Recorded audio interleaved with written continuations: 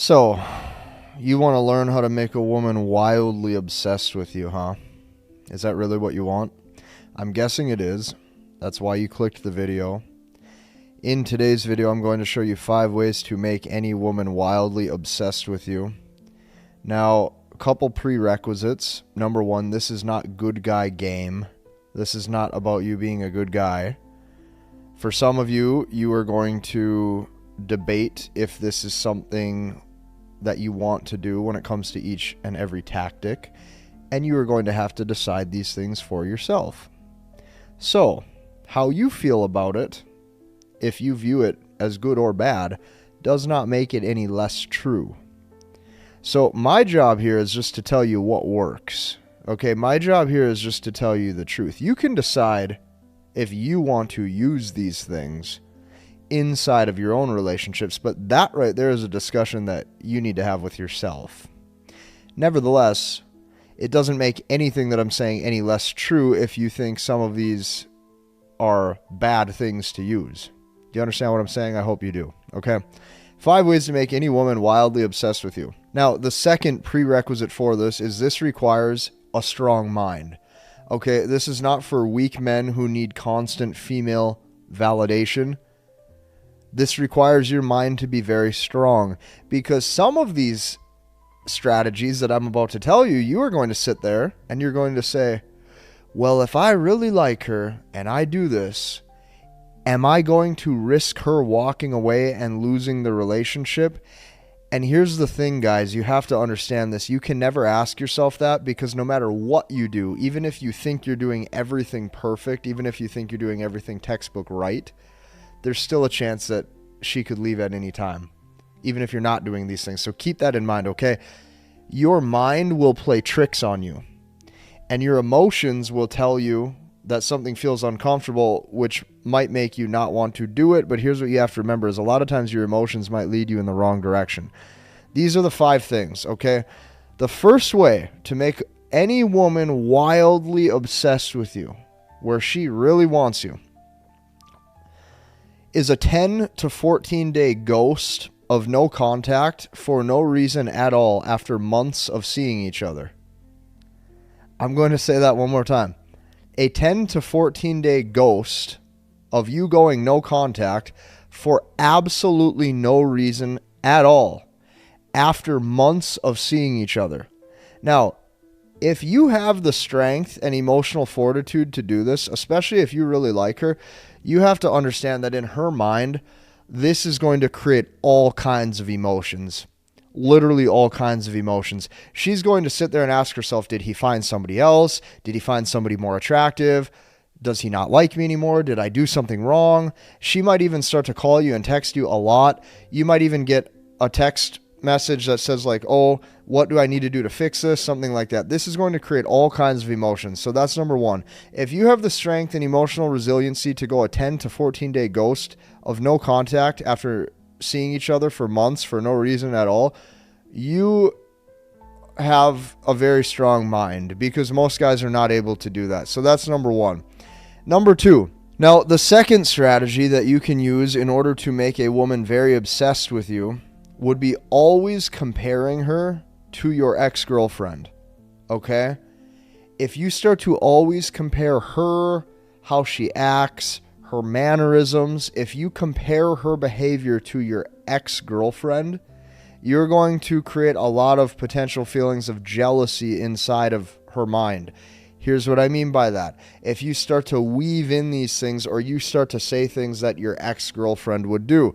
So if you say things like, oh, you know, back in the day, my ex would make chicken Alfredo or lasagna every single Saturday for dinner, and oh, it was so good. Some days I really think about that. If you start saying things like that, oh, you know, every Friday night, my ex would make XYZ for dinner. Okay, that's going to weave in thoughts of comparison into her mind. Some other things that you could say is like, you know, every single day when my ex would come home from work, you know, she would always say, hi, lover, and she would give me a huge hug. Right, if you start weaving these things in from your past, that right there is going to create so many thoughts of comparison in her mind. She's going to say, well, how do I measure up? am I measuring up the right way compared to how he was treated in the past? And if your ex-girlfriend was very beautiful, that's going to really create those feelings of jealousy, because you have to remember, women want what other women want, and women want to keep what other women want, and women want what other women have. So by you saying these things, she's going to think that you automatically had something that had sentimental value, or something that had a very strong bond and connection in that relationship between you and her. Okay, so that's number 2.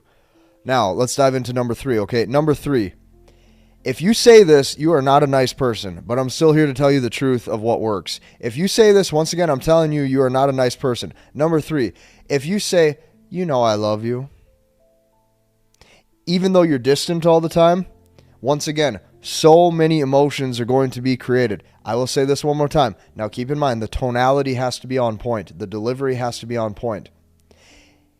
If you look at her, and let's say you guys don't even spend a lot of time together, or let's say you're ignoring a lot of her text messages or her calls, and she's constantly trying to see you, and you say, you know I love you. Ugh. You know I love you, right? So many emotions are going to be created. She's going to say, does he actually love me? Does he not love me? Does he actually love me? Does he not love me? Does he view me as a long-term companion? Does he not? What is this? Where is this going? Do I see a future with this guy? Does he see a future with me? Well, he sure acts like he sees a future with me when he says these things, but he definitely doesn't act like he sees a future with me based on his behavior every single day, because he's never around very much. What's going on? He must be higher value than all the other guys in my inbox who want to take me out every single day of the week. All these other guys want to take me out every single night of the week, and this guy doesn't. Okay, so that's number 3. You know I love you. If you say those things, those soft words create a lot of emotion, she'll be drawn to that. But only if it's not true. If it's true and you actually love her, you're probably going to get left, because now that difference in SMV, in dating value, is no longer there, and now she loses attraction. That's number 3. Number 4. You start to remove the affection when you guys are sleeping together. Okay, so let's say you and her are sleeping together. In the beginning, you're kissing all the time. Oh, I love you so much. Kissing all the time, and then slowly it's just gone. Now, you don't just stop all the kissing and intimacy right away. It has to be gradual, but you slowly remove it. That's number 4. When you slowly remove that affection, she's going to think that you're losing interest in her. Okay? And then number 5, like I said, if you use this, you're not a nice guy. You're not a good guy.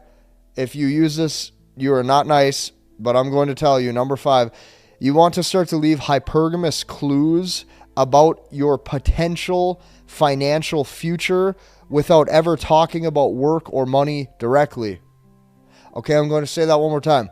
You start to leave hypergamous clues about your financial future without ever talking about work or money directly. So you never want to tell a woman how much money you make. You never want to tell her anything like that. Like, oh yeah, just made a bunch of money signing this new client this week, or, just did this big real estate deal and it costs this much and I'm going to make this much. You don't want to do anything like that. But you want to leave hypergamous clues of your financial future without ever talking about work or finances. So what would that look like? Let's say there's a brand new book on your desk and it's about investing. Let's say you nonchalantly weave into the conversation, yeah, I just bought this brand new mentorship or this brand new program that teaches me everything about software or coding, or, I think I want to add this skill to my career. I want to add this skill. Notice it's skill-based. It's dedication-based. It's time-based. When she sees you're reading the book, you're putting in that dedication in your free time, especially if she really likes you. Especially if you guys have been seeing each other for a while, she's going to say, wow, he's going somewhere. Now here's the catch. You do this without ever giving a relationship. So it's like if you're seeing her for a few months, and then all of a sudden there's this brand new investing book right on your desk. Oh yeah. She's going to say, wow, I really like him. He's attractive. He's hot. Oh, and there's a chance he might be able to take care of me. Oh, wow, I think I found myself a winner. Okay, if you use these 5 things, you're not a nice person. But what I told you doesn't make it any less true. You are going to have to decide for your own morals and values what you would like to use, and that's that. Hit the like button. Join us inside of our community. We're at over 1,800 members. I'm helping these guys learn, understand, and master the language of women. I believe I've created the most elaborate classroom possible when it comes to teaching you about female nature and actually helping have real impact in your dating life. I want you to check out what I made. It's in my description.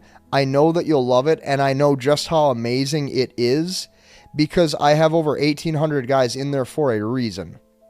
Hit the like button, comment, and subscribe, and we'll see you in the next one.